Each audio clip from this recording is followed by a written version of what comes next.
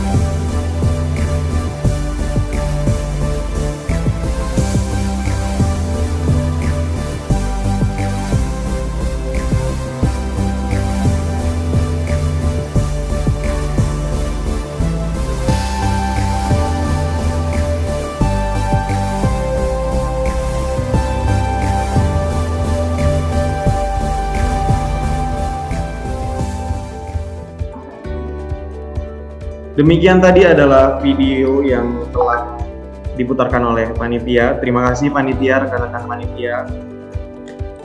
Dan saya akan memperkenalkan ada narasumber kita yang sangat luar biasa. Yang pertama, Yang Mulia Dr. Honoris Causa Mahabiksu Duta Vira Safira selaku Koordinator Dewan Sangha Walubi. Dan yang kedua, Dr. Endang Winarti dari Unit Donor Darah PMI DKI Jakarta. Oke, baik. Berbicara mengenai tetes darah untuk kehidupan dari perspektif agama. Tapi sebelum berbincang mengenai hal tersebut, mari kita dengarkan bersama paparan mengenai Walubi DKI Jakarta yang akan disampaikan oleh Mahabiksu. Donor darah itu bagi kita umat Buddha sebagai salah satu sarana mewujudkan ibadah kita. Karena umat Buddha diajarkan menghormat Buddha, sembahyang, dengan namaskara atau katakan sembah sujud 3 kali. 1.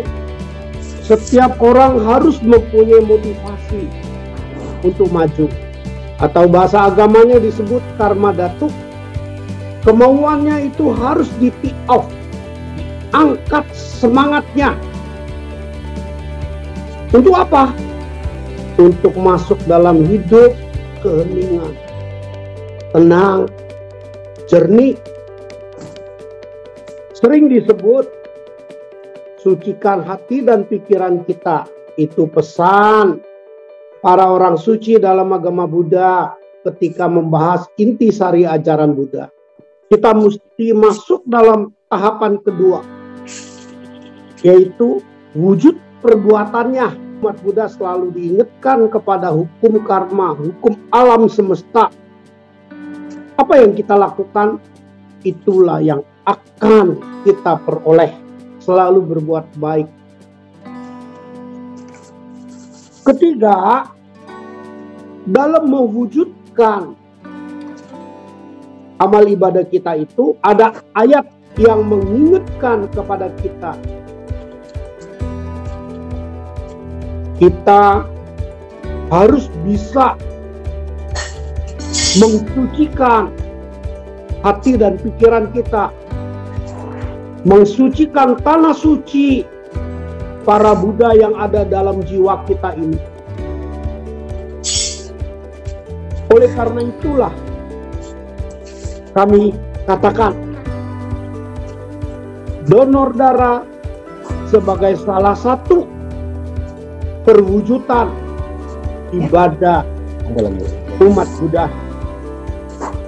Memang dalam mensucikan hati dan pikiran sebagai manusia biasa tidak cukup hanya dengan sembahyang saja, tidak cukup dengan kemauan, tidak cukup dengan perbuatan jangan jahat, harus selalu berbuat baik. Yang ketiga, harus kita bisa mengorbankan diri kita. Dengan tanda kutip, orang mengatakan mengorbankan, tapi bahasa agama kita dikatakan dengan perbuatan kita antara lain donor darah, kita sehat, mereka selamat. Apalagi kondisi menghadapi pandemi COVID-19 ini. Sehingga ayat mengatakan, semoga jasa dan kebajikan kita ini, katakanlah donor darah antara lain, memperindah tanah suci para Buddha, memperindah hati kita. Setelah itu selesai? Tidak. Kita diajarkan membalas 4 budi besar. Tuhan ada. Tuhan tidak kelihatan. Tuhan memberi. Wujudnya bagi kita umat Buddha, wakil Tuhan itu ayah dan ibu kita. Itulah yang dikatakan membalas 4 budi besar, balas budi ayah ibu kita. Kemudian balas budi kepada para guru yang telah memberikan petunjuk jalan, catatan. Para guru, para pengkhotbah, para biksu, para suhu hanya menunjukkan jalan. Itu pun juga kita harus balas budinya.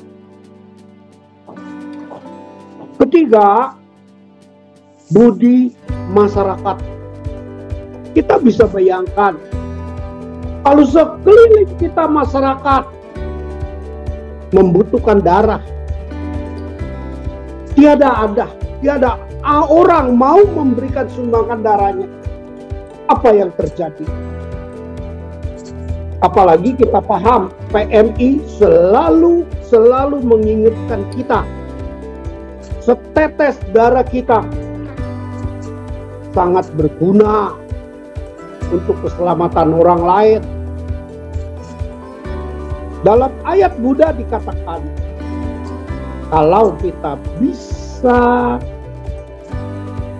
melakukan sesuatu sehingga orang sehat, orang selamat, pahalanya besar, bagaikan membangun tempat ibadah. Pahalanya besar. Oleh karena itulah budi masyarakat kita balas. Apalagi PMI sudah mengajarkan kita. Kita selamat dengan memberikan donor darah, kita jadi sehat. Darah kita produksi yang baru, yang segar. Dan mereka selamat. Luar biasa pahala. Itulah dalam ayat dikatakan menolong mereka di 3 alam samsara. Ini kita bahas dengan fokus donor darah. Bayangkan ketika keluarga kita ada yang membutuhkan darah, sakit, sedang menuntut, keluarga sedang kebingungan. Apakah orang-orang ini kondisinya tidak di dalam alam samsara? Oleh karena itulah donor darah merupakan bagian ibadah khusus umat Buddha. Semoga mereka yang mendengarkan Zoom ini, mendengarkan kebenaran kehidupan ini, jangan takut memberikan sumbangan darahnya. Mari kita bertekad membangkitkan kemudian, membangkitkan kualitas semangat kebajikan sampai di akhir kehidupan ini bersama-sama lahir di alam bahagia. Ayat ini memberitahukan kepada kita, kalau kita ingin dilahirkan di surga setelah meninggal dunia, tentu kita harus membuka jalan ke surga, jalan pribadi untuk diri kita sendiri. Perlu diingat, kehidupan ini sangat privasi, sangat pribadi sekali. Dengan tanda kutip, sangat pribadi, bukan kita egois, bukan. Itu mengingatkan kita sehat, keluarga kita pun juga gembira dan bahagia. Oleh karena itulah donor darah sebagai bagian amal ibadah, perwujudannya itu sangat mulia. Mari kita bantu PMI, mari kita balas jasa masyarakat, mari kita balas jasa negara NKRI ini dengan melakukan donor darah. Akhirnya semoga semua makhluk hidup di alam gembira dan bahagia.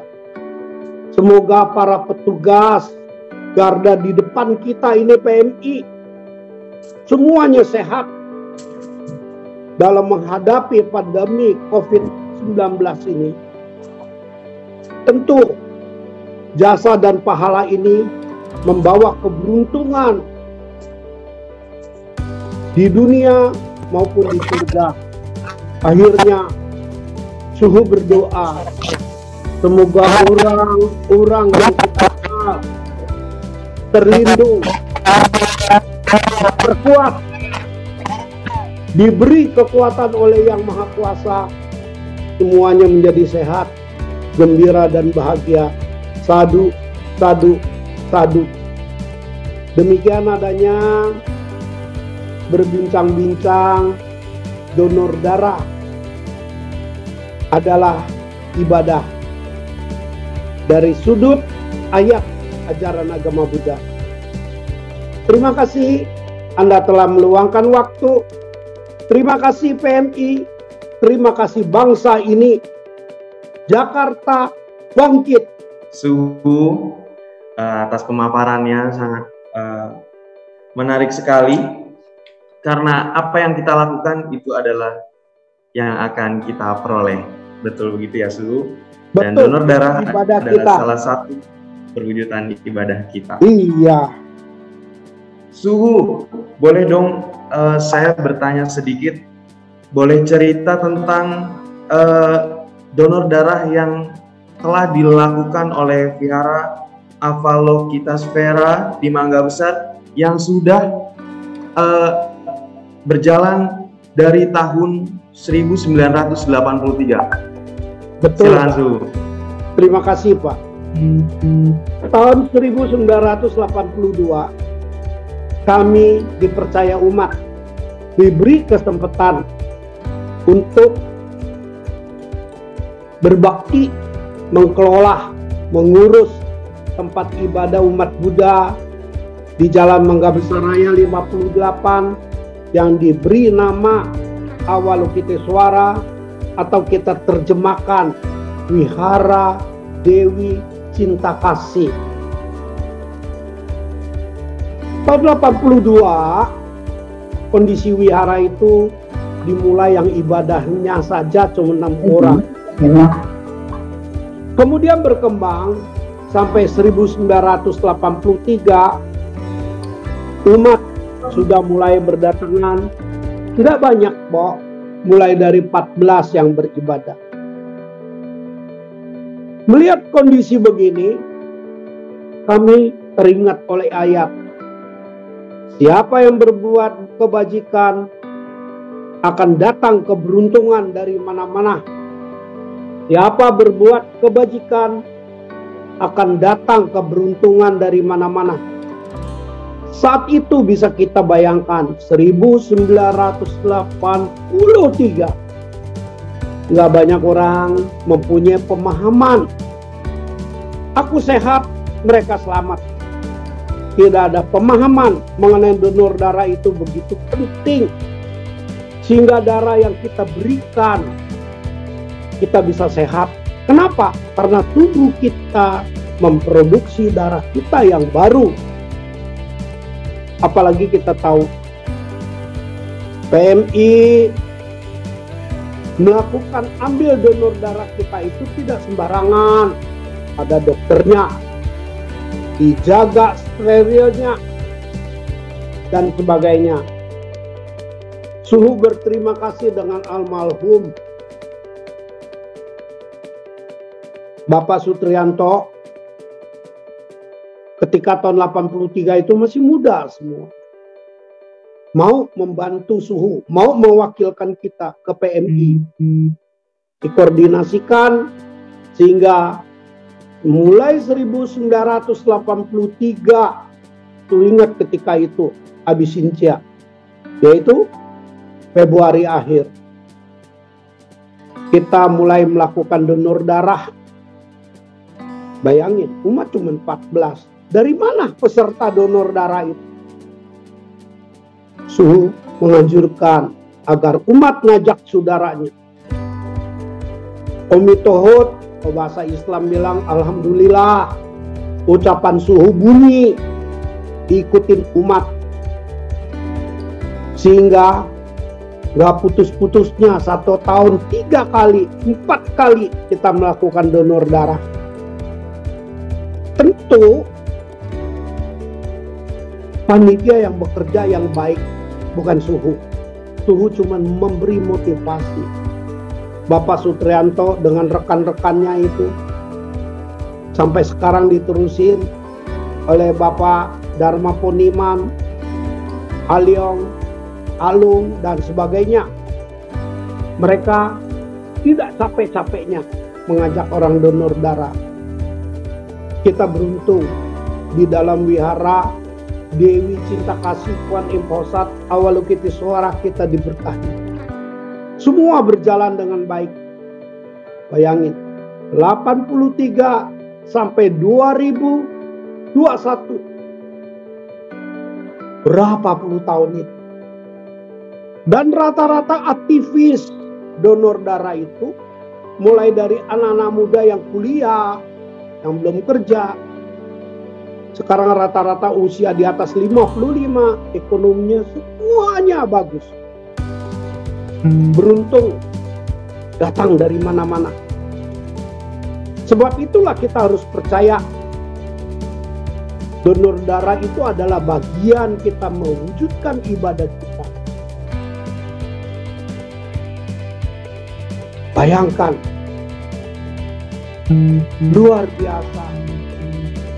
Para aktivis itu ada yang jadi dokter sekarang, ada yang jadi pengusaha, ada yang jadi pengacara, dan sebagainya. Sedangkan mereka itu rata-rata seperti Supriyanto Indekos datang ke Jakarta. Tapi dia sanggup sambil kuliah, sambil berjuang, berbuat kebajikan. Dia jadi sarjana, dia bisa beli rumah, bangun rumah, punya keluarga, semuanya sejahtera. Luar biasa itu. Donor darah sebagai bagian ibadah. Memang kita donor darah dapat apa sih? Orang suka bertanya gitu. Kalau kesempatan ngomong dengan suhu, itu akan katakan darah kita menjadi segar kembali, kita sehat, orang selamat. Orang nanya sama suhu ikut donor darah gak? Suhu ikut. Mulai dari umur 30-an itu sampai umur 45. Kemudian darah suhu nggak bisa diambil, kena hepatitis B, kena kencing manis. Tapi bukan berarti suhu tidak terlibat jadi pendonor darah. Motivasi itu suhu lupakan, tidak. Suhu bangkitkan terus. Suhu tidak menyalahkan. Aduh, aku berbuat kebajikan, kenapa kena hepatitis B? Tidak. Karena itu adalah liang masuk dua persoalan.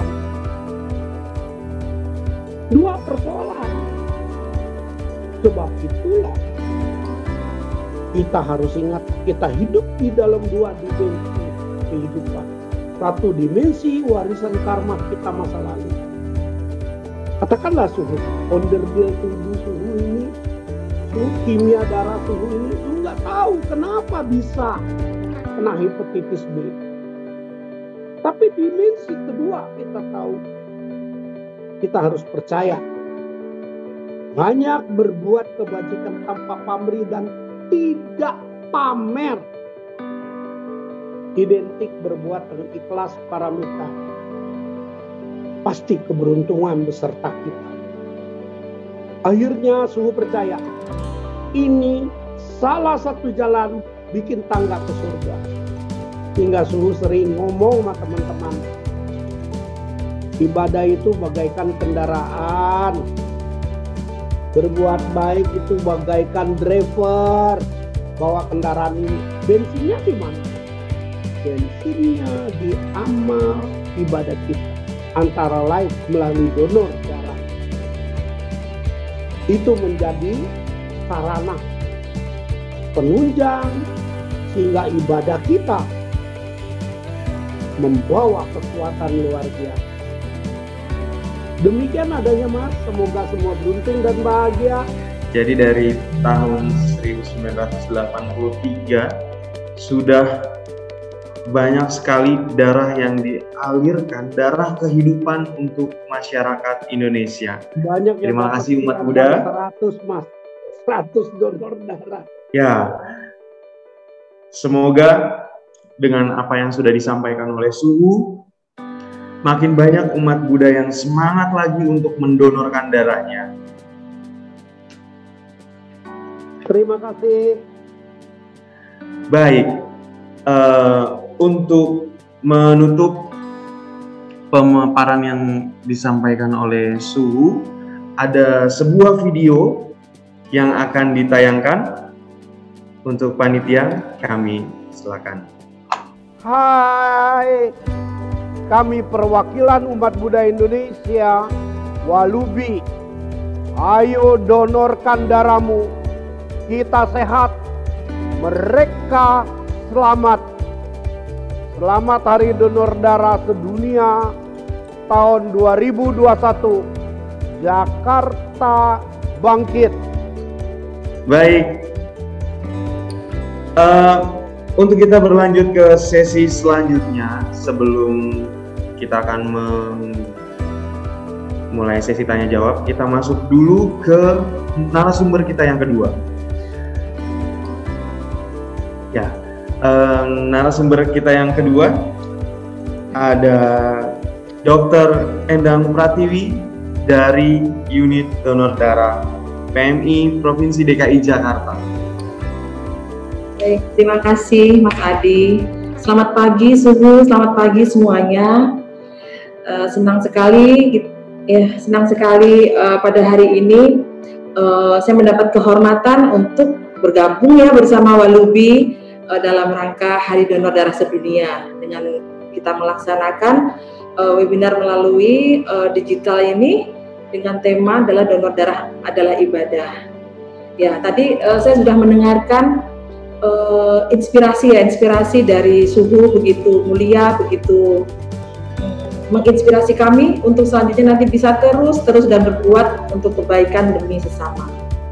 Nah, nanti sebelum kita lanjutkan untuk diskusi, saat ini akan saya sampaikan dulu sedikit tentang pemaparan tentang apa sih tentang donor darah, terus darah itu diapakan dan untuk siapa, lalu manfaatnya apa. Silakan.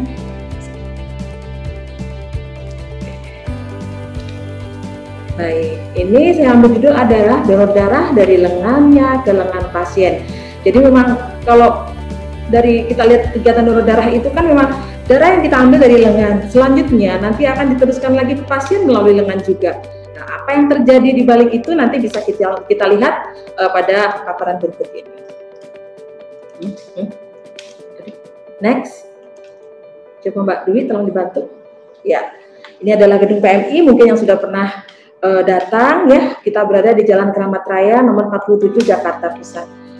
Next. Ya. Nah, ini adalah antara lain bisa kita lihat adalah kegiatan donor darah yang bisa dilakukan oleh siapa saja. Donor darah itu tidak ada batasan ya, siapa yang mau donor boleh. Kalau yang kita lihat di sini ini adalah public figure yang kita tentunya sudah kenal wajahnya, sudah familiar ya, mereka adalah public figure. Mereka pun juga berdonor darah. Itu semua adalah semua dilakukan dengan sukarela ya, tanpa paksaan. Jadi memang akan mencari atau ingin mendapatkan manfaat dari donor darah tersebut. Next. Nah, ini tadi yang sudah juga disampaikan oleh Suhu ya, bahwa donor darah itu memang stres darah kita berarti untuk mereka siapa? Nanti akan kita lihat di sini siapa sih sebenarnya yang membutuhkan darah-darah kita itu siapa? Kenapa kok PMI masih perlu darah itu buat siapa? Nanti bisa kita lihat di sini. Silakan lagi Mbak. Nah, ini ya, selanjutnya ini adalah pemaparan tentang donor darah itu apa? Donor darah itu adalah orang yang memberikan darah secara sukarela untuk maksud dan tujuan transfusi darah bagi orang lain yang membutuhkan. Nah, yang ingin saya tekankan di sini adalah hakikat donor darah itu adalah sukarela, tidak ada paksaan sama sekali, tidak ada iming-iming apapun di balik semuanya, dan dilakukan dengan jujur. Jujur artinya memang dia sedang dalam kondisi yang memenuhi persyaratan, tidak memaksakan diri, jujur kepada dirinya sendiri terutama ya, karena nanti saat dia sudah mau donor itu bisa saja mungkin dia manipulasi data, manipulasi ini, tapi yang penting di sini adalah jujur terhadap diri sendiri nanti, karena darah itu yang akan diberikan kepada pasien. Darah itu nanti yang akan kita niatkan untuk membantu pasien di rumah sakit yang sedang sakit. Dan hakikat yang terakhir adalah anonim. Anonim artinya kita tidak tahu siapa yang akan menerima darah itu. Kita tidak pernah tahu ya, kalau kita bicara dengan donor darah, tentang donor darah sukarela, nggak pernah tahu loh. Misalkan tadi dari Suhu ceritakan bahwa di Wihara sudah melaksanakan donor darah dari tahun 1983 ya, 1983. Nah, kemana saja larinya darah itu? Kepada siapa saja itu tidak pernah kita tahu, atau itu adalah yang disebut dengan anonim. Ini adalah macam-macamnya, antara lain donor darah sukarela, itu donor darah yang benar-benar rutin 3 bulan sekali, atau sekarang boleh 2 bulan sekali ya, untuk memberikan darahnya secara sukarela kepada PMI untuk diberikan kepada pasien yang membutuhkan tanpa dia tahu siapa yang akan menerima. Ada juga yang disebut dengan donor langsung, yaitu donor yang menyumbang darahnya sewaktu-waktu, karena langkanya darah di PMI ya, dulu sih sebulan puasa, tapi kalau masa seperti ini adalah di masa pandemi ini kebanyakan memang semuanya sudah donor langsung, dan kita sedang berupaya untuk memperbanyak, mengajak lagi donor-donor sukarela seperti dulu, semoga bisa pulih seperti sebelum pandemi. Nah, untuk donor langsung ini golongan darahnya itu sama dengan pasien nanti yang akan menerima. Jadi memang sudah ada ini apa tujuannya gitu. Ini donor akan lari ke pasien siapa, jadi tidak akan kemana-mana. Lalu donor darah pengganti ini donor yang memberikan darahnya sewaktu-waktu juga karena adanya kelangkaan, misalkan bulan puasa atau saat ini dengan pandemi, dengan golongan darah yang berbeda dengan pasien. Jadi istilahnya mengganti stok untuk PMI. Ini ada syaratnya. Syaratnya adalah bila memang yang diperlukan ada golongan darahnya ya, misalkan golongan darahnya O, dia yang mau donor golongan darah A. Nah kalau misalkan ada yang stok O bisa kita laksanakan seperti itu.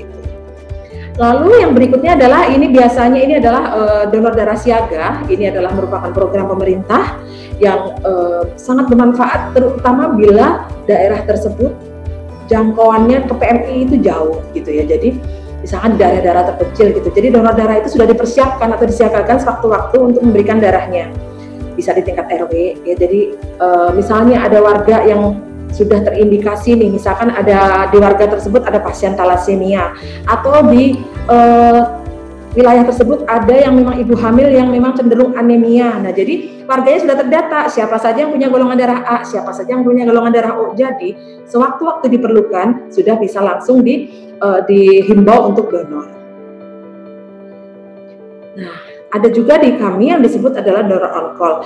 Ini merupakan donor yang mempunyai golongan darah langka, misalnya resus negatif ya, yang sewaktu-waktu diminta untuk menyumbangkan darahnya bagi yang membutuhkan. Jadi kalau kita memang yang kita ketahui AB, OAB, tapi ada juga yang golongan darah yang memang itu adalah jumlahnya relatif sedikit atau kecil. Nah itu salah satunya adalah resus negatif atau golongan darah yang lain. Kita ada datanya. Jadi nanti donor tersebut donor berdasarkan pemanggilan dari kita. Nah, apa sedangkan tadi sudah donor, sekarang transfusi darah. Apa transfusi darah? Transfusi darah itu adalah kegiatan memberikan darah dari donor ke pasien atau penerima dalam upaya pengobatan. Donor darah ini sudah lama sekali dilakukan ya, sejak zaman berapa ya? Kurang lebih tahun 1800-an ya, sejak sudah mengalami beberapa fase bentuk kegiatan donor seperti ini. Contohnya dari lengan ke lengan beneran kalau ini ya. Jadi benar-benar dari manusia ke manusia, pernah ada juga yang dari darah hewan ke manusia gitu kan. Nah, kalau sekarang seiring berkembangnya teknologi, kemajuan, ilmu pengetahuan, ya kita sudah menemukan formula yang benar-benar teraman untuk pasien. Kalau yang dulu ya hanya berdasarkan pengalaman, berdasarkan logika gitu ya. Jadi belum teruji klinis untuk bisa memberikan kesembuhan, bahkan yang ada malah membawa kematian bagi pasiennya. Lanjut. Jadi di sini transfusi darah adalah suatu proses atau pekerjaan pemindahan darah dari orang yang sehat kepada orang yang sakit ya. Nah, tujuannya itu untuk membantu pasien tersebut, yaitu menambah jumlah darah yang beredar dalam tubuh pasien yang darahnya berkurang dan menambah kemampuan darah bagi pasien untuk membawa oksigen, karena kita perlu tahu juga bahwa kita ketahui bahwa fungsi darah antara lain membawa oksigen ke seluruh tubuh. Dan di sini yang harus diperhatikan adalah harus menjaga metode rantai dingin sederhana. Ini adalah tugas dari PMI ya. Jadi kami biasanya kan mendapat darah dari donor darah, lalu ada petugas, kita akan melakukan pengolahan dan menyimpannya. Dia harus aman ya, kita pastikan akan aman dan tetap berkualitas, mempunyai mutu yang bagus sampai ke pasien sehingga pasien akan mendapatkan manfaatnya. Nah, lagi klik tadi. Nah, di sini kita ada tempat untuk pengambilan darahnya. Yang di tengah adalah di PMI Provinsi yang di Keramat Raya, yang tadi mungkin sudah pernah datang ke sini. Atau kalau mau datang bisa juga di Jakarta Utara, di Jakarta Timur, di Jakarta Selatan, dan Jakarta Barat. Untuk di Pecenongan Jakarta Pusat, itu hanya dilakukan di hari Jumat saja. Itu ya. Nah, itu kalau di PMI yang Provinsi, yang di Keramat Raya, buka 24 jam. Sedangkan di Jakarta Utara, Jakarta Timur, di Jakarta Selatan, dan Jakarta Barat, itu pelayanan mulai jam 8 sampai 19.30. Mudah-mudahan itu bisa membantu mendekatkan pelayanan kami kepada masyarakat. Lanjut. Nah, lalu bagaimana kalau mau donor? Apakah ada syarat tertentu? Pasti ya. Mungkin di antara Bapak Ibu semua ini sudah pernah donor, ya mungkin nanti bisa untuk memberikan info ini kepada teman-teman, sanak, famili, saudara ya, kerabat. Jadi untuk seleksi donor ini sebenarnya mudah sekali. Yang penting pertama adalah niat ya, niat. Lalu pastinya setelah ada niat harus melihat diri kita sendiri apakah memenuhi persyaratan atau tidak. Yang pertama adalah berat minimum 45 kilo. Lalu nanti ada pemeriksaan hemoglobin, minimum adalah 12,5, maksimum sampai 17 ya. Umur minimum adalah 17 tahun, harus punya KTP, dan yang pastinya lolos oleh pemeriksaan dokter. Nah, berikutnya, dan donor harus mengisi formulir donor. Ini yang saya tekankan tadi, bahwa kejujuran di sini sangat penting sekali ya. Dan juga di sini ada isian biodata. Diharapkan memang setiap saat, setiap waktu harus, setiap mau donor harus ngisi, karena data pribadi Bapak Ibu semua yang mengetahui ya, dan siapa tahu mungkin ada perubahan data tentang nomor telepon atau alamat, itu bisa diinformasikan juga. Dan juga di baliknya itu ada pertanyaan yang sudah sekarang panjang sekali, ada 41 pertanyaan, itu merupakan riwayat kesehatan yang harus kami ketahui untuk nanti menentukan apakah memenuhi persyaratan, apakah memenuhi kaidahnya, apakah bisa untuk melanjutkan untuk dilakukan pengambilan darah. Dan juga ada inform consent yang harus.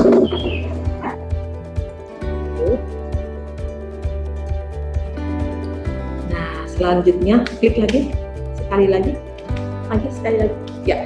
Jadi pengambilan darah itu bisa statis, itu dilakukan di gedung yang di PMI, kantor PMI. Jadi benar-benar yang donor itu datang ya ke gedung kami, atau kami bisa mobile dengan jemput bola melalui mobil unit. Misalkan datang ke wihara, itu kita sebut adalah dengan mobil unit ya, kita bisa juga melakukan seperti ini. Ini adalah gedung kami di PMI Provinsi DKI.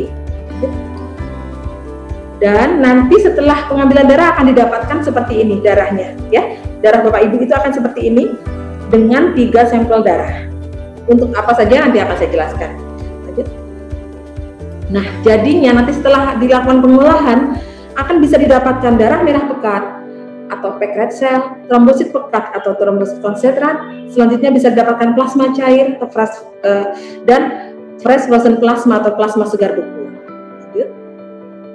Nah, sedangkan sampelnya kita akan lakukan screening ya, screening antibodi golongan darah.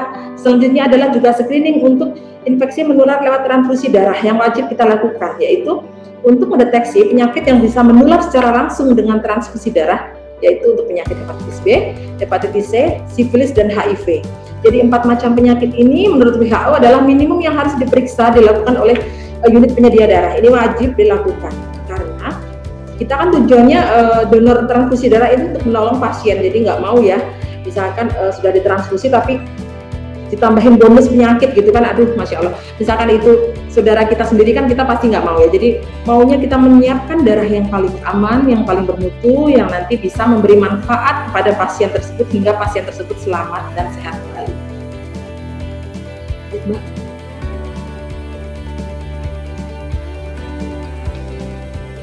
Ya, nah jadi tujuan screening ini adalah menapis darah dari penyebab infeksi yang menular melalui transfusi darah dengan cara screening bukan diagnostik. Jadi pemeriksaan kita itu untuk screening, kita bukan diagnostik tentunya. Kalau pemeriksaan screening itu lebih sensitif gitu ya, berbeda dengan untuk diagnostik, karena kita tahu bahwa semua yang datang untuk donor itu semuanya adalah orang yang sehat, tidak ada sakit apapun. Jadi kita harapkan dari orang-orang yang sehat ini kita akan mendapatkan darah-darah yang benar-benar aman dari penyakit, benar-benar yang berkualitas, yang bisa membantu pasien untuk kemudian kembali sehat dan beraktivitas kembali.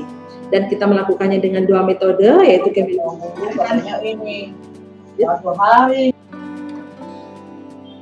Nah, lalu setelah itu darah diapain? Darah pun juga memerlukan perlakuan yang berbeda setiap jenis komponennya, disesuaikan ya. Ada yang memang di suhu 2 sampai 6, ada yang di suhu 20 sampai 24, ada yang di suhu minus 30 ke atas. Itu semua adalah upaya kami untuk mempertahankan kualitasnya. Coba. Dan kita mendistribusikannya ke rumah sakit di Jakarta dan Jabodetabek. Dengan kebutuhan normal sehari-hari adalah 800 sampai 1000 kantong darah per hari. Bagaimana dengan pandemi? Tetap sama kebutuhan, tapi bagaimana donornya? Sangat menurun. Itu yang menjadi sementara ini yang menjadi permasalahan di kami ya. Jadi kami sama seperti ini adalah upaya kami ya untuk menarik nanti kemudian dengan adanya acara seperti ini makin banyak yang mau untuk donor darah sukarela. Nah, ini adalah loket pelayanan kami, ada loket A untuk pelayanan bagi permintaan darah yang tidak mempunyai bank darah, loket B untuk pelayanan darah bagi permintaan yang rumah sakitnya ada bank darahnya, dan loket rujukan. Jadi rujukan itu jika ada pemeriksaan lanjutan yang diperlukan bagi pasien tersebut ya untuk mendapatkan darah yang aman. Lanjut. Dan ini adalah alur rangkumannya yang bisa saya ringkas ya, yang bisa kita simpulkan tadi adalah dari pendaftaran, seleksi, lalu pengambilan darah ya. Setelah pengambilan darah, darahnya itu akan dilakukan pemeriksaan, IMLTD, pemeriksaan screening antibodi golongan darahnya, lalu darahnya pun juga akan dipisahkan, akan diolah, tidak langsung satu kantong begitu, tapi kita pisahkan sesuai dengan komponen darahnya yang nanti akan diperlukan oleh dokter di rumah sakit untuk memberikan terapi kepada pasien. Nah, lalu setelah itu juga akan kita melalui QC, akan melalui dan juga ada tim yang untuk produk rilisnya, apakah memenuhi persyaratan darah itu dikeluarkan, lalu kita simpan dan siap untuk didistribusikan. Nah, pembuatannya itu melalui proses yang panjang. Jadi tidak serta-merta langsung jadi ya. Jadi berlangsungnya kurang lebih 24 jam sudah proses pengambilan darah, baru darah itu siap untuk diberikan ke pasien asalkan semua memenuhi persyaratan. Lanjut lagi satu lagi. Nah, ini adalah nanti alur dari darah diambil lalu menjadi darah yang siap untuk diolah dan diolah. Ada gambaran di samping. Dan kita mempunyai juga teknologi terkini ya untuk penyediaan, pengolahan dan penyaringan darah, yaitu yang pertama adalah aferesis. Ini adalah proses pengambilan darah untuk komponen darah tertentu. Di kami bisa trombosit dan saat ini plasma juga bisa, yang nanti diambilnya melalui mesin. Di situ sudah ada alat satu set yang di situ ada sensor ya, nanti yang akan membaca mana yang akan kita ambil. Misalkan trombosit ya akan diambil trombosit saja, komponen yang lain akan kembali ke tubuh gitu ya, dan langsung dapat jadi satu kantong. Demikian juga plasma juga nanti akan terjadi seperti itu. Lanjut. Dan juga kita memakai teknologi terkini untuk screening, yaitu menggunakan NAT atau nucleic acid test. Itu adalah lebih sensitif ya untuk mendeteksi virus yang berada di hepatitis B, hepatitis C dan HIV.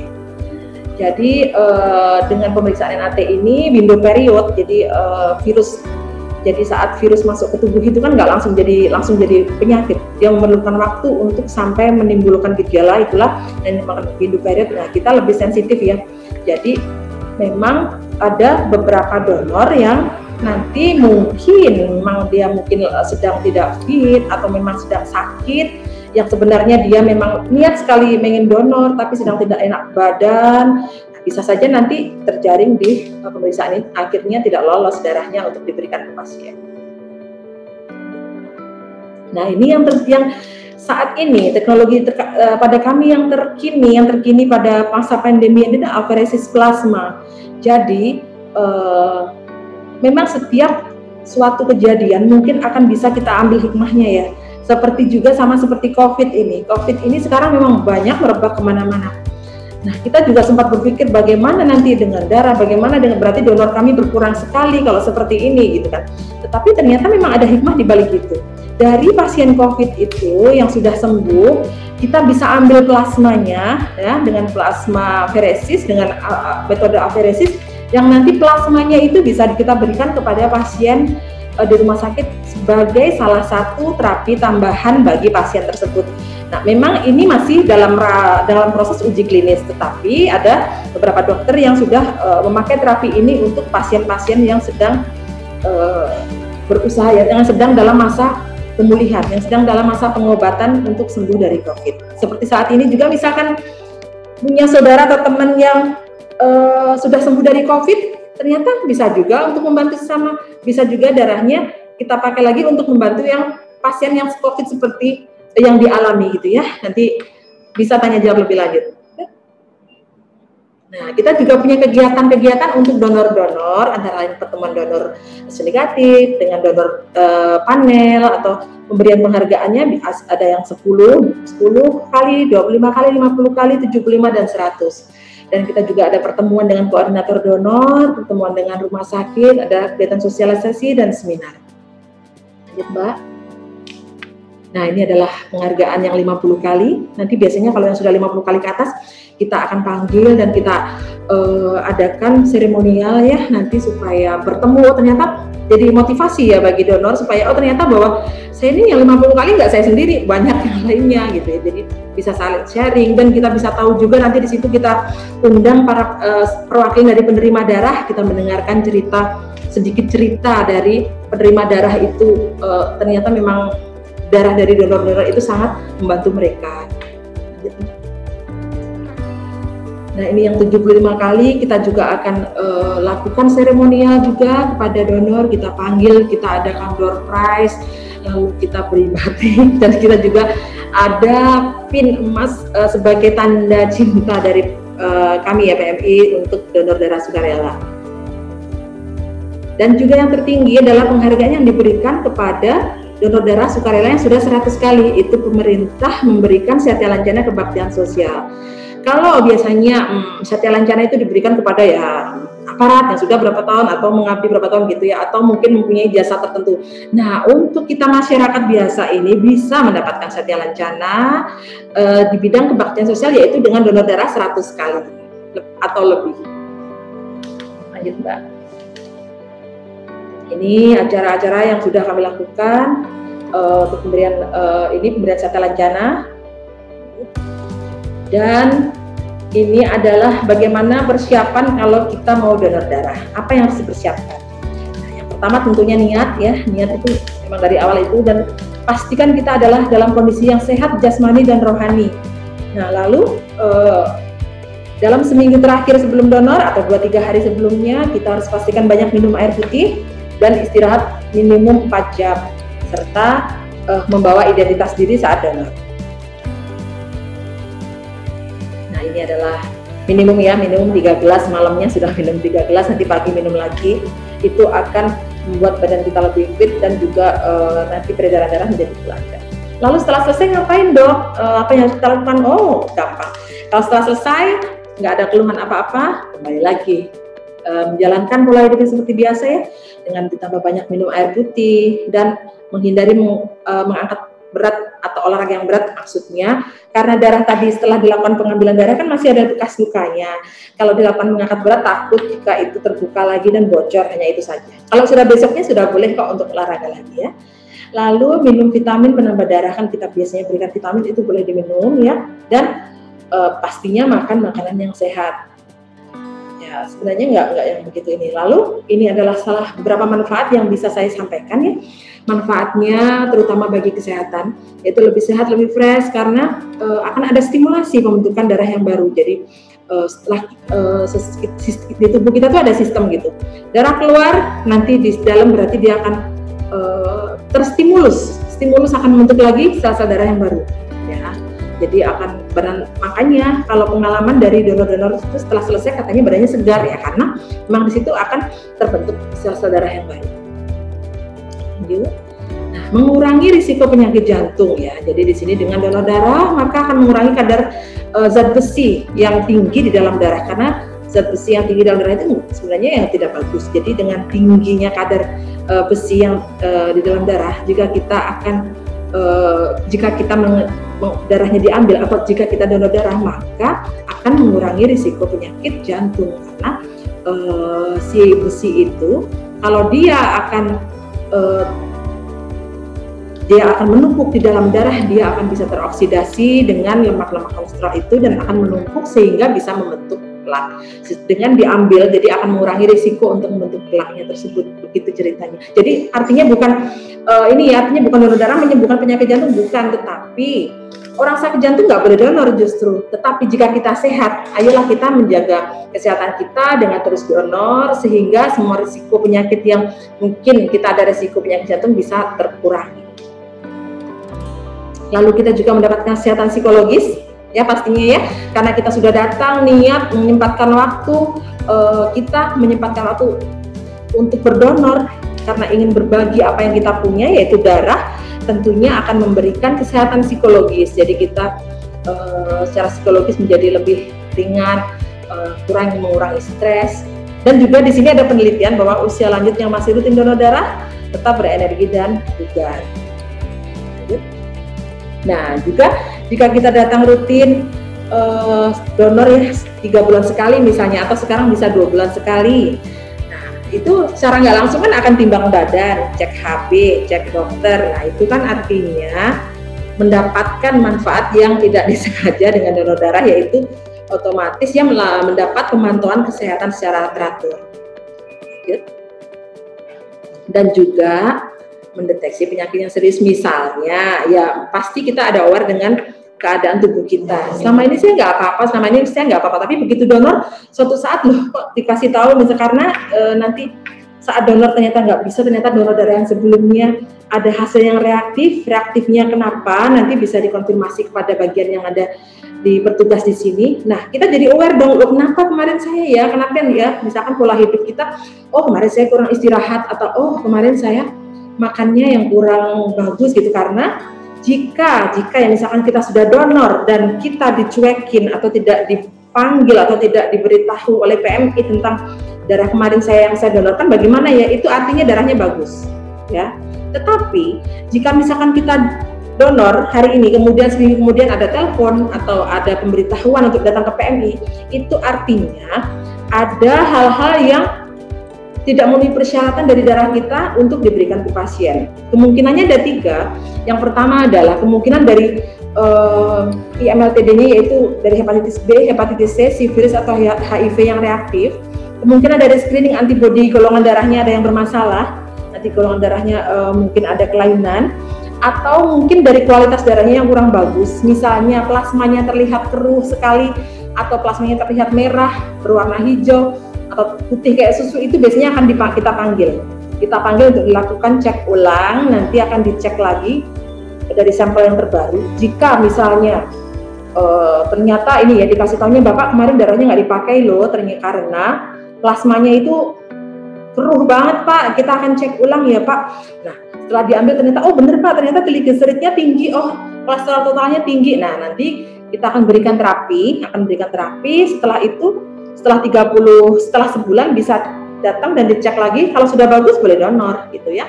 Artinya memang kita juga tidak melulu hanya mau banyak donor, tapi juga untuk memberikan darah yang aman ya, yang berkualitas kepada pasien. Dan tentunya donor juga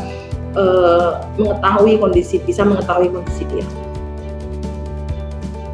Nah, ini adalah donor darah di masa pandemi. Ini sebuah tantangan banget, karena dengan segala protokol kesehatannya kita harus begini begitu, tapi kita harus tetap semangat ya untuk mendapatkan darah bagi pasien yang tentunya tetap menunggu kedermawanan darah dari para donor-donor tersebut. Jadi ini sudah ada himbauan dari PMI pusat bahwa donor darah itu aman, pasien tetap membutuhkan darah tersebut ya. Jadi kami mohon jangan takut untuk donor darah, karena juga kami akan menerapkan untuk protokol kesehatan. Lanjut Mbak, ini yang akan kita lakukan, ada cek suhu, lalu nanti ada assessment lagi tentang perjalanan misalnya. Lanjut. Ini juga yang harus diisi, ada form tambahan yang harus diisi, harus dijawab dengan jujur. Lanjut Mbak. Nah, lalu semuanya sudah kita upayakan supaya memenuhi ini ya, sesuai dengan protokol ya. Jadi kita juga nggak ingin juga tugas kami nanti setelah kegiatan jadi sakit, kita nggak mau. Semuanya pasti pada dasarnya semuanya maunya sehat ya, saya yakin itu. Jadi semuanya tetap berusaha juga harus menjaga kita supaya tidak lengah. Ini upaya-upaya yang terus kita lakukan untuk tetap supaya donor darah itu aman ya. Jadi kita bisa tetap juga sehat, pasien selamat, semuanya tetap selamat dan tetap terus bisa donor. Nah, yang di sini yang perlu ditekankan adalah kejujuran kejujuran itu penting ya, kejujuran itu penting dalam kegiatan donor darah ini karena akan menyangkut diri, riwayat kesehatan diri. Nah, lalu untuk apa darahnya, Dok? Kenapa sih PMI capek-capek terus masih nyari darah ke sana kemari, masih ada terus kegiatan donor darahnya? Karena memang masih digunakan oleh rumah sakit gitu ya. Ini antara lain adalah ada penyakit dalam, dari bedah ya, dari anak-anak terutama dari pengguna thalassemia, dan juga dari penyakit kanker mungkin Mbak. Nah, ini kalau yang belum pernah tahu ya, sebenarnya siapa, Dok? Nah, ini seperti ini. Yang di sebelah kanan atas kita lihat itu adalah kondisi di RSCM di pusat thalassemia. Seperti itu setiap hari. Ada mereka hari-hari tertentu yang banyak banget kegiatan transfusi darah. Yang sebelah kiri itu adalah yang kepalan tangan itu adalah komunitas anak hemofili ya. Yang di bawah itu ada ruang operasi, dan juga di sebelah kiri ada bangsal yang juga melakukan untuk transfusi darah. Jadi memang setiap hari memang masih diperlukan darah itu untuk klinisi yang dianggap sebagai terapi ya, karena darah itu belum ada gantinya. Darah itu belum ada imitasinya gitu, belum bisa dibuat imitasinya. Karena ya memang diciptakan memang mungkin seperti ini ya, supaya kita bisa berbagi, supaya kita bisa membantu sesama yang mungkin kita sama sekali nggak kenal siapa sih sebenarnya yang kita kasih darah tersebut, gitu ya.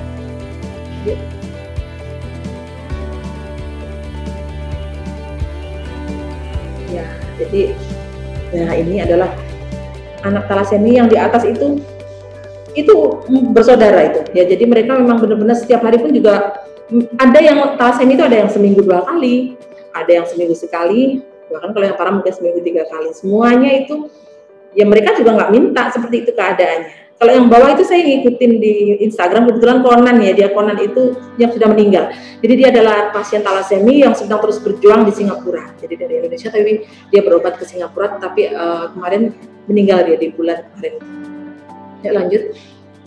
Nah, kalau masih ada alasan takut Dok gitu, misalkan ada yang takut, kenapa takut gitu kan? Biasanya rata-rata karena jarum ya kan. Jadi mungkin akan saya berikan sedikit tips untuk supaya berani gitu loh.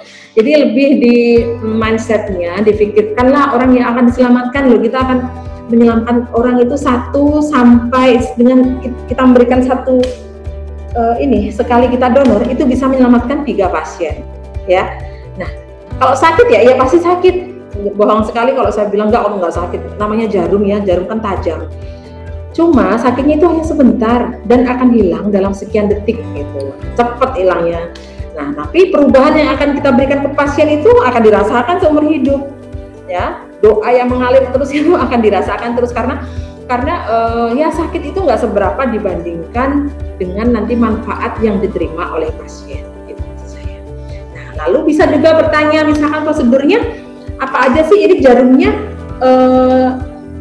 gantian apa sendiri-sendiri sih? Boleh, supaya lebih yakin saja. Kalau belum jelas boleh tanya dulu, carikan informasi sebanyak mungkin sampai diri kita menjadi siap ya. Nah, ini juga nggak usah dilihat jarumnya. Nah, kalau takut sama jarum, bawa musik player, baca buku, tapi kayaknya cuma sebentar sih ya donor itu, atau ngobrol dengan petugas, atau tutup mata, relax, bisa kita banyak cara kita lakukan. Nah, terus bisa juga misalkan takut, bilang saja, jangan ditahan gitu, karena nanti itu bisa menghilangkan sedikit ketakutan Anda daripada disimpan sendiri lama-lama malah jadi kolaps gitu ya. Dan sepengetahuan saya, donor darah yang bersama teman-teman itu lebih menyenangkan karena di situ kita bebannya bisa bagi bareng-bareng gitu kan ya, jadi nggak yang sendiri gitu, lebih asik aja gitu. Nah, jadi penutup yang saya berikan adalah penyumbangan darah itu adalah aman dan sangat mudah ya, hanya membutuhkan waktu 8-12 menit, tetapi bisa menyelamatkan 3 kehidupan. Jadi di sini Anda sehat, mereka selamat, dan berkah untuk semuanya.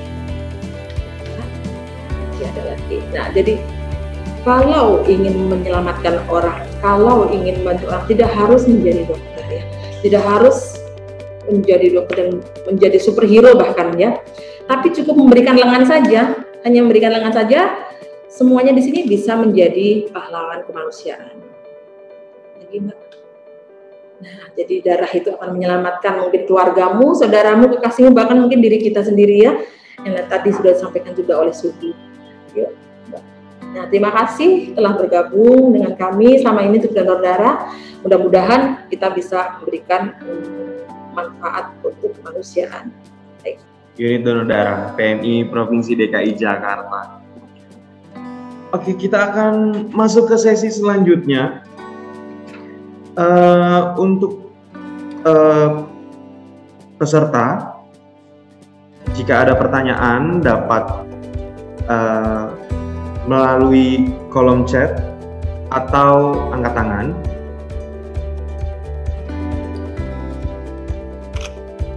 Kita akan mengundang lagi Suhu, bisa bergabung bersama saya dan Dr. Endang. Suhu.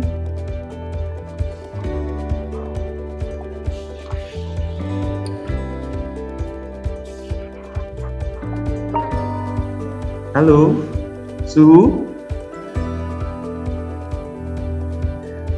Oke, baik. Jika ada pertanyaan bisa di kolom chat atau mengangkat tangan. Pemaparan dari Dr. Endang Pratiwi sangat luar biasa sekali. Terima kasih banyak dokter. Membuka wawasan kita tentang donor darah, tentang pelayanan PMI terhadap masyarakat dari mulai darah disumbangkan sampai darah didistribusikan kepada masyarakat yang membutuhkan. Iya, Mas Adi. Tadi ya. Ini sudah pertanyaan ya. Mungkin langsung saya jawab dulu ya. Oke, baik dokter, silakan.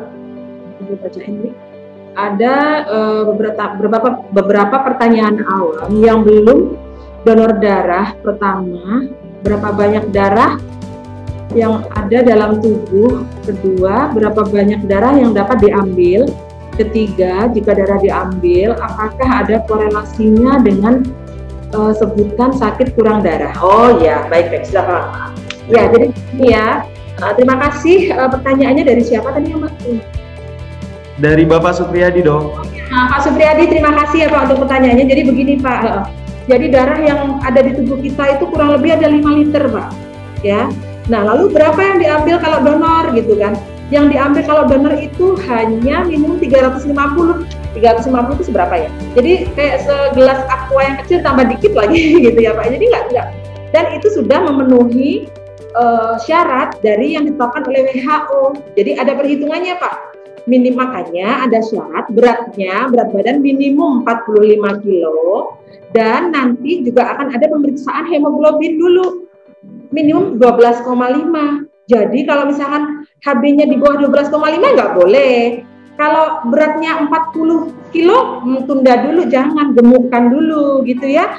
Jadi tidak ada korelasinya dengan nanti anemi, nggak ada Pak, karena kita sudah memakai standar yang ditetapkan oleh WHO yaitu minimum 12,5 sampai 17,0.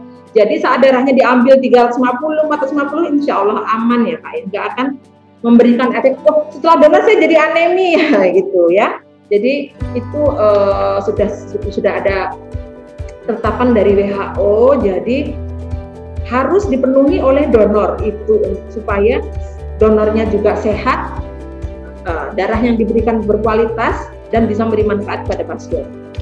Begitu kira-kira Pak Supriyadi ya. Mudah-mudahan jelas. Terima kasih Dokter Endang. Kita lanjut ke pertanyaan selanjutnya, Dok. Boleh. Bagaimana dengan orang yang sudah berumur 60 ke atas? Mungkin ini pertanyaannya masih bisa donor atau tidak gitu ya mungkin ya, Dok. Silakan. Ya, jadi kalau untuk donor darah yang sudah 60 tahun ke atas dia sudah rutin, boleh untuk tetap donor asal memenuhi persyaratan kembali lagi ya.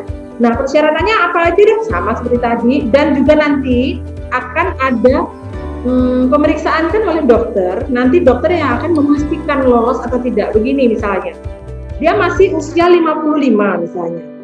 Nah, sudah rutin donor, tetapi saat masuk ke ruangan dokter jalannya sudah lain, pucat ya, nanti tekanan darahnya tinggi sekali atau rendah, pasti akan ditolak gitu. Tetapi kalau misalkan dia 63, 65, tapi saat datang masih sehat, bicaranya masih garang gitu ya, bisa ngobrol, asik, ditanya riwayat kesehatannya semuanya oke, tidak ada penyakit sistemik yang ada, misalkan tidak ada gula, tidak ada jantung, tidak ada penyakit hipertensi, oke, semuanya oke, itu boleh donor. Jadi nanti semua bisa dikomunikasikan dengan dokter. Tetapi kalau sudah 60 tahun ke atas tapi baru pertama mau nyoba, nggak usah. Jadi kalau sudah 60 tahun tapi belum pernah donor sih memang sudah tidak diperbolehkan ya. Tapi kalau sudah rutin boleh. Nanti akan dilihat lagi sesuai persyaratan dan juga nanti dokter yang akan. Oke? Oke, baik. Ya. Suhu sudah bergabung dengan kami lagi ya, Suhu. Ya, Suhu. Jin Suhu. Siap. Ya, Suhu. Siap. Ada satu pertanyaan nih, Suhu. Apakah ada syair atau petikan ayat dari ajaran Sang Buddha yang bisa dijadikan semangat terus untuk melakukan donor? Silakan, Suhu. Ada. Tadi kan sudah disampaikan yang namanya petikan ayat, Hui Xiang Qi, itu bahasa Mandarinnya. Kalau bahasa Indonesianya pelimpahan jasa. Maksudnya pelimpahan jasa, kita melakukan kebaikan itu berguna buat orang lain. Apalagi donor darah. Setetes darah kita menyelamatkan dia. Luar biasa. Tentu jangan cari ayat yang ditulis 2000 tahun lebih yang lalu dengan ketemu kata-kata donor darah. Itu mah belajar agamanya bingung, Pak. Bukan. Buddha udah bilang kehidupan ini selalu berkembang, selalu berubah. Buddha sudah kasih tahu ajaran Buddha itu hanya kendaraan. Bahkan bahasa ayatnya aja disebut getek, menyeberang dari lautan derita. Jadi ajaran Buddha itu hanya petunjuk jalan, bukan yang menyelamatkan kita. Yang menyelamatkan kita petunjuk jalannya benar dan orang jalankannya benar. Itu banyak sebenarnya ayat, bukan hanya ayat yang tadi saya sitir, Hui Xiang Qi. Ada ayat dalam Dharma Pundarika Sutra. Dalam bab 21 dikatakan perbuatan amal kita yang menyebabkan orang banyak dengan tanda kutip beruntung, apalagi menghidupkan.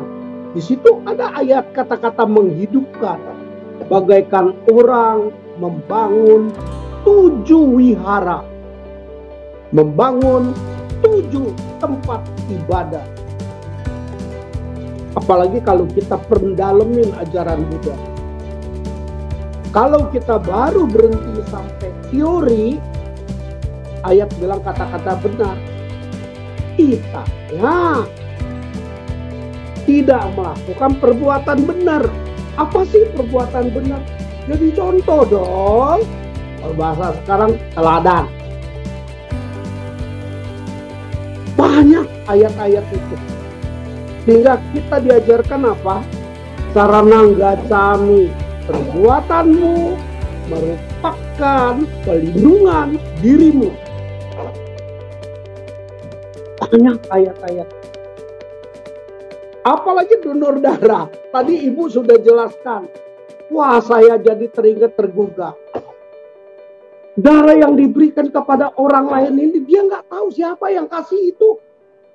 Dan yang memberikan juga nggak ngerti dipakai kemana. Banyak Bu, orang salah paham. Bilang ketika butuh darah harus bayar.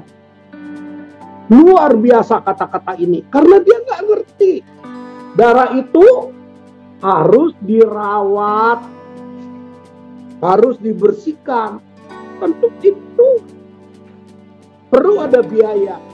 Tapi saya percaya kalau orang yang donor darah, PMI, buktikan dia pendonor, dia jadi prioritas. Dan saya tahu itu umat saya banyak yang begitu. Orang cuma melihat sebagian, padahal dia tidak tahu darah yang diambil itu pakai peralatan, pakai biaya. Dokternya itu harus dihargain dan dirawat yang layak. Ingat nih teman-teman Dharma, khususnya umat kita. Kalau kita kena sakit, butuh darah, wah, luar biasa itu darahnya, sangat berguna untuk nyawa dia. Apalagi yang ditolong itu bos, kepala rumah tangga, guru. Berapa pahala yang diperoleh para donor. Saya percaya di dunia ini tidak ada kebetulan, yang ada kejadian. Itulah yang disebut dalam ayat khususnya untuk umat Buddha. Keberuntungan datang dari mana-mana, atau bahasa ayatnya kungte wuliang. Kungte wuliang. Ada ayatnya. Sebab itulah wahai umat Buddha, tingkatkan kita donor darahnya. Jangan cuma tingkatkan baksos beras saja. Jangan, ada lagi pahala yang lebih besar. Dan butuh keberanian, dengan tanda kutip bagi yang nggak ngerti. Bilang sumbangin darah itu butuh keberanian, bukan keberanian. Melainkan Anda persyaratannya cukup gak untuk sehat. PMI itu bukan Dracula loh. Ketemu orang lalu ditangkap, diambil darahnya. Tidak. Dilihat juga dari segi kesehatannya. Sebab itu kita percaya, kita tingkatkan, luar biasa nih PMI pekerjaannya. Dan harus kita memberikan penghargaan yang tinggi, setinggi-tingginya. Ini yang harus dipahami, dan ini ayat. Sebab itu saya setuju ketika PMI menghubungin Walubi, minta kita bicara, donor darah adalah ibadah. Saya bilang sama teman saya, benar, ayat kita juga ngomong begitu. Dan ini perlu disosialisasikan. Percayalah teman-teman sedharma, hidup tidak ada kebetulan, yang ada kenyataan. Tidak ada kebetulan, semua adanya kenyataan. Kita galakan donor darah, apalagi masa pandemi COVID-19 ini. Saya teringat di tahun 2021 ini, dibahas di kelompok kita sendiri, kami sendiri, dari Januari sampai Februari, akhirnya kita Wihara Mangga Besar berani bikin donor darah. Itu kita lakukan waktu Februari. Banyak itu tantangan yang harus dihadapin. Undang orang suhu, ini COVID gak suhu? Saya bilang percaya deh sama kekuasaan Tuhan yang Maha Esa. Niat kita tulus, selamat semuanya. Ternyata semua aktivis selamat. Itu karena apa? Karena perbuatan karma baiknya. Kalau suhu mah tukang ngomporin aja, kasih semangat. Yang jalanin mesti anak-anak. Itu tentu harus taat aturan. Baru disebut ada kecerdasan jiwa, bisa memotong rintangan masalah. Seperti saat sekarang harus pakai, harus itu. Hindarin kerumunan, jaga jarak, bersih-bersih. Itu namanya kecerdasan jiwa. Itu. Apalagi bisa senyum gembira. Ini tantangannya, aku wujudkan tawakal kita beragama.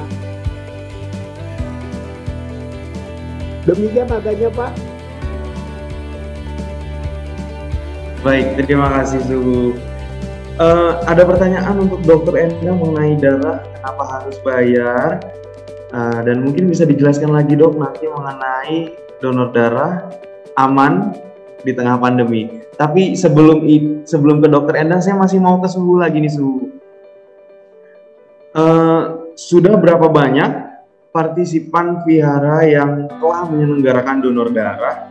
Dan apakah ada motivasi lagi untuk generasi muda umat Buddha untuk menyelenggarakan donor darah di seluruh wihara yang ada di Jakarta? Silakan Suhu. Ada Pak. Sayangnya maaf nih Pak.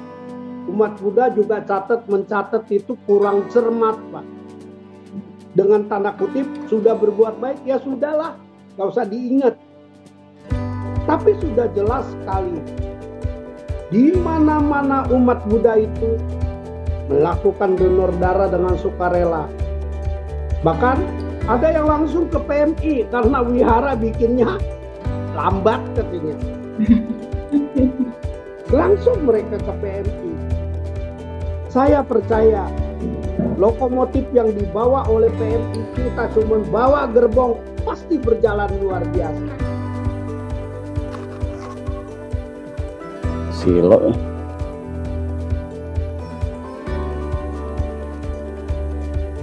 Oke, baik. Baik Suhu, terima kasih. Kita lanjut ke pertanyaan selanjutnya untuk Dokter Endang. Silakan Dokter Endang. Ya, terima kasih Adi. Tadi yang tentang ini ya, biaya ya Di? Iya dok, kenapa darah harus bayar? Iya, benar memang begini ya. Memang harus kita ketahui bersama bahwa donor darah itu harus sukarela. Ya, tidak perlu, kita tidak bisa atau tidak boleh misalkan darah itu dibayar gitu, nggak boleh. Itu adalah karena itu apa ya? Darah itu adalah organ sebenarnya. Darah itu adalah organ, hanya saja dia bentuknya cair. Ya, sama seperti ginjal, sama seperti jantung, seperti liver, dia adalah organ, dia sel, dia bisa hidup gitu ya, dia bisa regenerasi lagi. Cuma di sini bentuknya cair dan hakikatnya dia memang kalau dari WHO harus sukarela, tidak boleh berbayar. Tetapi dok, kenapa kalau misalkan saat keluarga saya butuh, saya harus bayar dengan bla bla bla bla bla begitu ya? Jadi memang begini, di negara kita untuk biaya pengganti pengolahan darah kita sebutnya itu sudah ditentukan oleh pemerintah. Ya, bukan kita yang menentukan. Itu untuk apa? Itu untuk biaya operasional. Semua yang mulai dari reagen, mulai dari kantong darah, mulai dari listrik, mulai semuanya ada hitungannya, itu ditentukan oleh pemerintah, bukan kita yang menentukan, bukan PMDKI yang menentukan, bukan saya apalagi gitu ya. Jadi memang sudah ada ketentuannya. Kecuali nanti suatu saat tetap berharap ya, kalau saya tetap berharap bahwa nanti darah bisa dibiayai oleh negara. Itu semuanya mau butuh berapa darah juga gratis. Ambillah contoh mungkin negara yang paling dekat dengan kita, itu semuanya sudah gratis. Nah, suatu saat siapa tahu nanti negara kita juga seperti itu. Kita tetap berharap boleh kan ya. Jadi untuk saat ini memang masih ada biaya pengganti pengolahan darah. Itu tujuannya ya untuk mengadakan darah itu gitu. Jadi kita mengambil darah itu kan pakai jarum yang steril, yang langsung nyambung ke kantongnya, lalu nanti ada tabung-tabung, lalu di situ nanti ada reagen, ada nanti pemeriksaan, ada alat-alatnya yang harus dipelihara, semuanya adalah untuk itu biaya operasional. Itu untuk pertanyaan yang tentang mengapa harus berbayar ya, dan itu sudah ada ketentuannya ya dari yang ditentukan oleh Kemenkes. Oke Adi. Oke, baik dokter. Dokter izin ada pertanyaan lagi dok. Ini mengenai apakah kita bisa donor setelah dinyatakan negatif dari COVID-19? Kalau bisa donor, kapan baiknya? Pertanyaan ini dari Bapak Sony Santosa. Silakan dokter. Ya, terima kasih Pak untuk pertanyaannya. Begini, kalau memang di antara kita atau saudara kita atau kerabat atau sanak famili ada yang sedang dikena cobaan COVID-19, apakah boleh donor? Boleh sekali, terutama juga misalkan yang bersangkutan ada gejala. Nah, itu bisa donor plasma. Itu hanya nanti darahnya akan diberikan kepada pasien COVID juga, gitu ya. Jadi jika misalnya ada di antara kita atau teman kita, sanak family yang sudah sembuh dari COVID, yang bergejala, bisa mendaftar ke Halo Donor. Ini saya sambil promosi nih ya, Halo Donor. Nanti admin tolong ditulis nomornya Halo Donor. Nanti bisa tanya di situ syaratnya apa saja. Nanti bisa untuk dilakukan donor plasma konvalesen. Jadi plasma konvalesen itu adalah plasma yang diambil dari pasien yang sudah sembuh dari COVID, yang diperuntukkan untuk terapi pasien yang sedang berjuang untuk melawan COVID. Ya, itu nanti ada syaratnya, nanti bisa ditanyakan di Halo Donor. Nah, dok, saya nggak ada gejala, dok, saya hanya OTG misalnya. Saya tapi pengen donor lagi, dok, kapan saya bisa donor? Ya. Sebulan setelah menyatakan sembuh, setelah sembuh dari OTG, jika tidak ada keluhan apapun, sudah boleh donor. Ya, asal memang sesuai dengan persyaratan ya, asal semuanya memenuhi persyaratan itu boleh untuk donor. Itu ya, Adi. Oke, baik. Terima kasih dokter penjelasannya. Jadi untuk Halo Donor bisa menghubungi di 0856 8864 678. Itu untuk Halo Donor, nanti bisa menghubungi ke situ ya. Untuk selanjutnya ada satu pertanyaan lagi nih dok dari Ibu Esther. Apakah mendengar suara saya, Bu? Mungkin bisa di-on-kan mic-nya, Bu. Silakan Bu Esther. Silakan Bu Esther. Dari tadi sudah angkat tangan, Dok. Iya, bertanya. Ya, terima kasih Pak Adi Septiawan. Pertanyaan ini saya tujukan kepada Dr. Endang Pratiwi. Selamat pagi, Dok. Pagi, ya, apakah sampai saat ini sudah seberapa luasnya cakupan pelaksanaan donor darah mungkin di seluruh dunia, khususnya di Indonesia? Apakah ada data statistiknya? Mohon arahan dari dokter. Terima kasih, Dok. Salam sehat selalu. Ya, terima kasih Bu Esther untuk pertanyaannya. Mungkin Ibu memang tertarik ya untuk melihat seberapa banyak sih sebenarnya yang donor itu di Indonesia gitu. Ya, kalau di Indonesia sih kalau secara total ya Bu, secara total itu masih kurang dari 2 juta penduduk ya. Jadi itu secara keseluruhan Bu. Tapi kalau untuk di DKI Jakarta, karena saya memang kebetulan di PMI Provinsi DKI Jakarta, kalau di PMI Provinsi DKI Jakarta sudah bagus Bu, sudah tercapai ya sebenarnya sudah. Kalau kita sebelum pandemi di sini donor darah sukarela banyak Bu, sudah hampir 98% kita dari DKI itu adalah donor darah sukarela. Hanya saja sekarang masa pandemi ya Bu, masa pandemi ini mungkin memang harus datanya memang perlu diupdate lagi karena ya memang turun Bu, karena ya itu lagi memang ada anjuran untuk tidak untuk yang protokol kesehatan, jadi memang kegiatan donor darah pun juga menurun khususnya di pandemi. Tetapi mudah-mudahan pelan-pelan kita bisa bangkit lagi untuk kembali untuk bisa melakukan donor darah sukarela. Begitu Bu Esther yang bisa saya sampaikan. Terima kasih Dok. Ya Bu Esther, terima kasih. Baik, terima kasih Bu Esther. Terima kasih Dokter Endang atas penjelasannya. Kita akan buka lagi untuk pertanyaan. Mungkin ada yang mau bertanya, bisa angkat tangan. Ada lagi? Sumbang saran boleh nggak narasumber Mas Adi? Silakan Pak Endang. Baik, terima kasih. Terima kasih moderator. Assalamualaikum warahmatullahi wabarakatuh. Waalaikumsalam. Baik, selamat siang, salam sejahtera untuk semuanya. Bu Dr. Endang dari PMI DKI, terima kasih. Suhu, terima kasih. Saya Endang Surya, saya biasa dipanggil Kang Surya. Saya adalah salah satu penggiat donor darah. Kebetulan saya aktivis dari Ikatan Donor Darah Sukarela. Kami ini yang dari tahun 2017 dipanggil oleh Presiden, oleh Ketua Umum PMI yang difasilitasi oleh PMI DKI Jakarta yang sudah melakukan donor darah sebanyak 100 kali lebih. Bicara Walubi, saya teringat waktu itu kami pernah membuat kegiatan nih Suhu. Saya waktu menjadi Ketua Karang Taruna, ada teman-teman Walubi waktu itu ikut berpartisipasi. dan saya salut, terima kasih sampai sekarang Suhu beserta jajaran di Walubi dan semuanya masih ikut berpartisipasi untuk melakukan donor darah. Apresiasi, kita sama-sama untuk melakukan donor darah. Intinya buat kami adalah donor darah itu kita sehat dan juga kita berpahala ibadah. Kalau di Islam mohon izin namanya Fasawikul Khairat,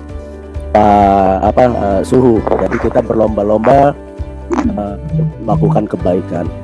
Dan tagline kami di IDDS, Ikatan Donor Darah Sukarela, adalah jangan pernah berhenti melakukan kebaikan. Setetes darah sangat berguna untuk umat manusia yang membutuhkan. Terakhir, ajakan kami dari IDDS, ayo sama-sama kita bantu PMI, kita bantu warga kita bantu masyarakat kita bantu keluarga kita untuk menyumbangkan darah kita secara sukarela. Kami dari IDDS siap untuk selalu bergandengan tangan dengan PMI maupun dengan Walubi dalam rangka memenuhi kebutuhan darah yang dibutuhkan oleh warga masyarakat kita melalui wadah PMI. Terima kasih Mas Adi, Bu Dr. Endang, dan Suhu yang telah memberikan waktunya untuk saya. Wabillahi taufiq wal hidayah. Assalamualaikum warahmatullahi wabarakatuh. Terima kasih Pak Surya.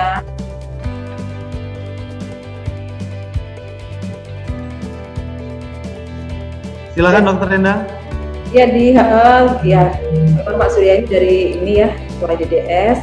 Jadi sudah bersama dengan PMI. Ya terima kasih Pak Surya untuk semua ya selama ini. Ya Di, silakan Di.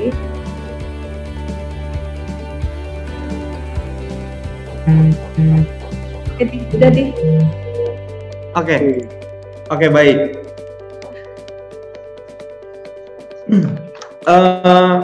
Ada mungkin kita bisa bincang lagi nih Suhu.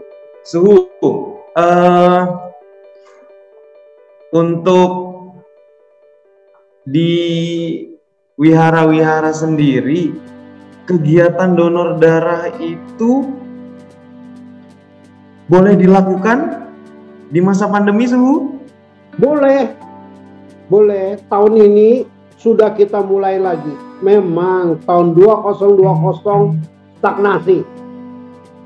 Tapi 2021 Februari sudah kita laksanakan dengan surat PMI. Kita minta izin kepada polisi, kita minta bantuannya kepada Koramil sehingga berjalan dengan baik, dan sungguh hati ini gembira, bahagia.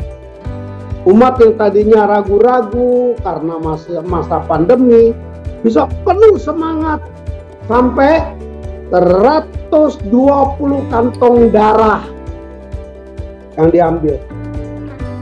Luar biasa ya Suhu ya. Semangatnya memang anak bangsa tuh luar biasa kalau ada yang arahkan ke arah benar. Benar, anak bangsa kita ini luar biasa kalau ada yang bisa arahkan ke arah yang benar. Bangsa kita bisa maju, jangan berhenti di dalam kasus ribut terus. Kita sumbangkan darah kita. Iya, baik. Sudah jelas tadi apa yang disampaikan oleh Suhu, dan apabila ada yang ingin menyelenggarakan kegiatan donor darah, dapat menghubungi kami di 021 390 6-nya 4 kali. Nanti bisa langsung disambungkan ke bagian penjadwalan, atau dapat menghubungi saudari Nur Afianti di 0813 8237 8675. Oke, baik. Saya kira sesi tanya jawab sudah selesai. Dan untuk selanjutnya kita mungkin bisa foto bersama, Suhu. Silakan ditunggu. Kebanggaan nih bagi saya bisa foto bersama dengan Suhu. Bisa saya juga merupakan sejarah dan kebanggaan. Ya, seluruh peserta bisa on kamera. Kita akan foto bersama, mengucapkan terima kasih kepada Walubi DKI Jakarta dan majelis yang terafiliasinya. Antara lain, Majelis Umat Buddha Theravada Indonesia, Majelis Umat Buddha Mahayana Indonesia, Majelis Mahayana Buddhis Indonesia, Majelis Agama Buddha Mahayana Tanah Suci, Majelis Rohaniawan Tridharma seluruh Indonesia, Majelis Pandita Buddha Maitreya Indonesia, Parisada Buddha Dharma Nichiren Shoshu Indonesia, Majelis Nichiren Shoshu Buddha Dharma Indonesia, Majelis Agama Buddha Tantrayana Indonesia, Zen Fonzong Kasogatan, Majelis Agama Buddha Tantrayana Satya Buddha Indonesia, Majelis Agama Buddha Mahanikaya Indonesia, Majelis Agama Buddha Guangzi Indonesia, Lembaga Keagamaan Buddha Indonesia, Palpungtupten Korkoling, dan Angan Indonesia. Terima kasih banyak telah bergabung bersama kami di sini untuk mendapatkan pencerahan dari suhu kita dan mendapat penjelasan tentang Palang Merah Indonesia secara keseluruhan dari Dr. Endang Pratiwi. Hadirin yang kami hormati, demikianlah tadi talk show digital Hari Donor Darah Sedunia tahun 2021 dengan tema donor darah adalah ibadah. Semoga dengan terselenggaranya talk show digital ini, kerjasama antara Palang Merah Indonesia Provinsi DKI Jakarta dan dengan Walubi DKI Jakarta, semoga dapat meningkatkan kesadaran masyarakat tentang pentingnya donor darah secara sukarela, mempromosikan donor darah sebagai bentuk solidaritas kepada sesama, mendorong generasi muda untuk melakukan donor darah dan menjadi inspirasi untuk melakukan hal yang sama, dan mengapresiasi menjadikan generasi muda sebagai mitra dalam mempromosikan donor darah. Oke, baik. Untuk donor darah dapat dilakukan di 5 wilayah. Saat ini kita sudah ada 5 wilayah untuk pelayanan donor darah di masing-masing kota, atau yang 24 jam bisa datang ke PMI Provinsi DKI Jakarta di Keramat Raya. Jangan lupa untuk follow media sosial kita di @PMI DKI Jakarta dan @DonorDarahJakarta. Baik, saya Adi Septiawan mengucapkan terima kasih atas perhatian para peserta yang berbahagia dan sehat pada hari ini. Mohon maaf jika ada kesalahan dalam tutur kata, dan sampai jumpa. Terima kasih, Su. Terima kasih banyak, Su. Terima kasih banyak, Dr. Endang.